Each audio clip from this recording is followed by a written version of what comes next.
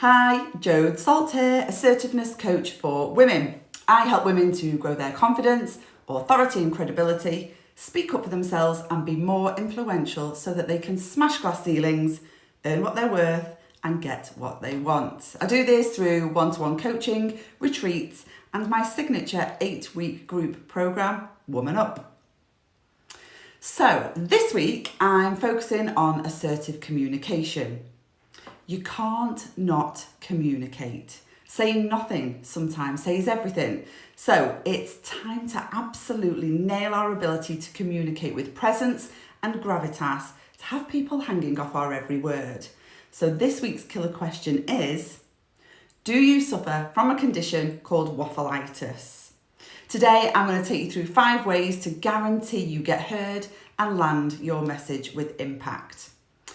There was this woman that I used to work with a number of years ago. She was a gregarious, bubbly lady, large as life, heart of gold, mad as a box of frogs.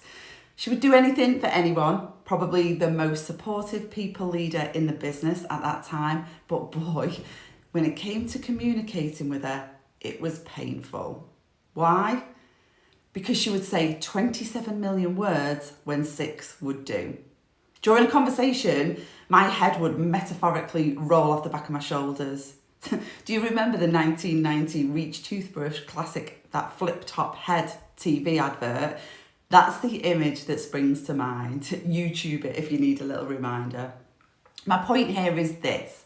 Many women I work with and even interact with or observe on a daily basis suffer from a condition that I call waffleitis. The inability to be succinct, specific and to the point. Waffleitis is a condition that causes you to go round the houses, so to speak, fill awkward silences with blether, use lots of filler words or fancy language and repeat yourself over and over again. Is that you? I love helping women to move from waffleitis to well said. The reason being because it makes such a positive difference to women's sense of self-worth, their confidence and capability, not to mention their pay packet. Waffling does nothing for your credibility or influence. It basically crushes it. People switch off, they zone out, they don't hear, let alone listen to what you're saying. They get bored. They don't see how what you're saying benefits them. The result? No voice at the table. Zero influence on decisions, lack of opportunity to progress, lower performance appraisal and bonus. Even in a personal sense, at home with friends, these same challenges can apply. Kids don't do what you ask them to do. Your partner never listens to you. Maybe your friends talk over you. I'm guessing that resonates with many women out there. This is the low-grade crap that you've likely been tolerating for years and it's been grinding away at you slowly. A few sighs here, feeling a bit deflated there, resentment for others who are getting it right, maybe tears in the car on the way home, flopping onto the sofa in the evening with a bottle of wine to drown it out. Okay, so enough of that. It's time to take action and I'm here to help you do it. There is so much you can do to change this situation, but today I'm going to focus on just 5 practical tips that will guarantee you get heard and land your message with impact. So, number 1, let's go a bit old school. There's no point in reinventing the wheel here. In this technological age, we've lost the art of human communication. So I want you to think back to Morabian's communication theory, the pie chart on words, tone and body language, 7%, 38%, 55%. This theory is all about how we communicate meaning with our message, the feelings and attitudes around things, so likes and dislikes.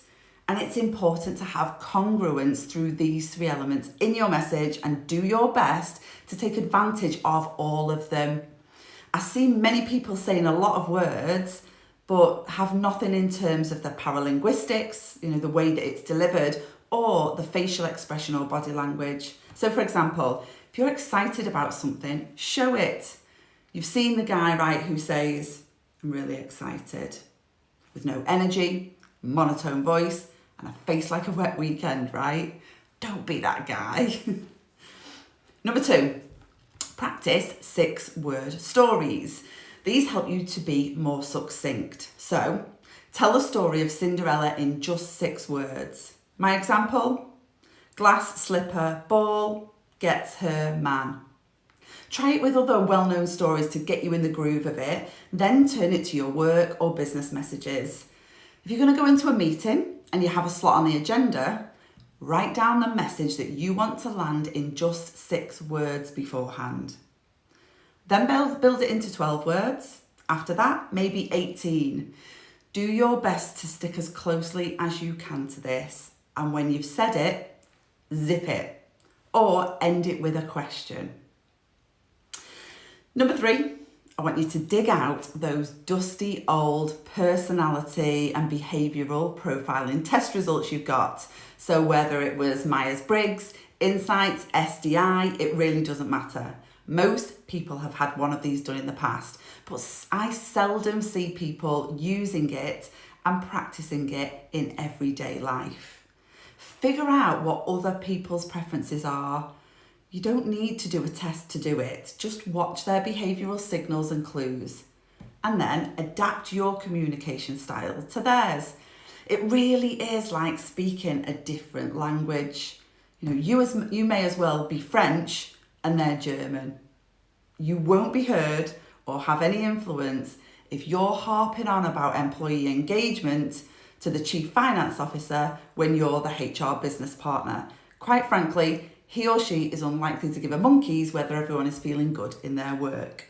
You've got to talk to that person in their currency, which is likely to be cold, hard cash, or at least some bottom line, tangible result. And that's still absolutely possible to you and your message about the importance of employee engagement. You just need to do your homework to be able to clearly demonstrate the tangible impact that it has on the bottom line of the business.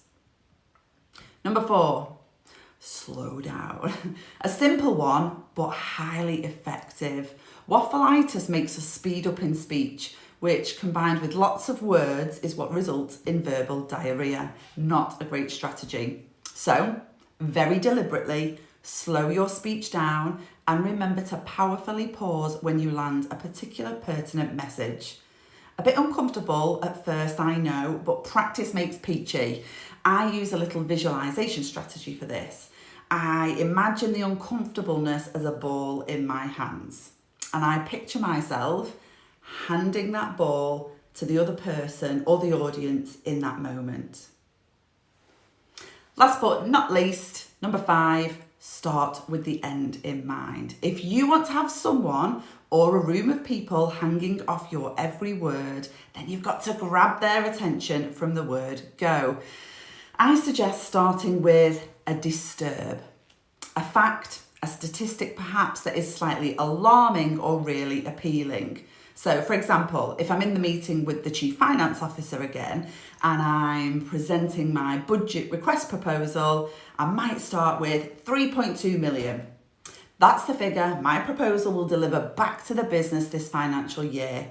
Would you like to hear how? I don't just sit down and commence death by PowerPoint by talking through my proposal page by page by page. So these 5 tips should get you well on your way to landing your message with impact. And there is so much more. So if this is something that you'd benefit from investing in yourself and developing more, then put yourself on the waitlist for my autumn cohort of my 8-week coaching program, Woman Up. Being on the waitlist means that you'll be the first to hear all the details once they're released and also have access to the best offers and bonuses for signing up. You can get on that wait list by checking into the link below. It's subscribepage.com/womanup.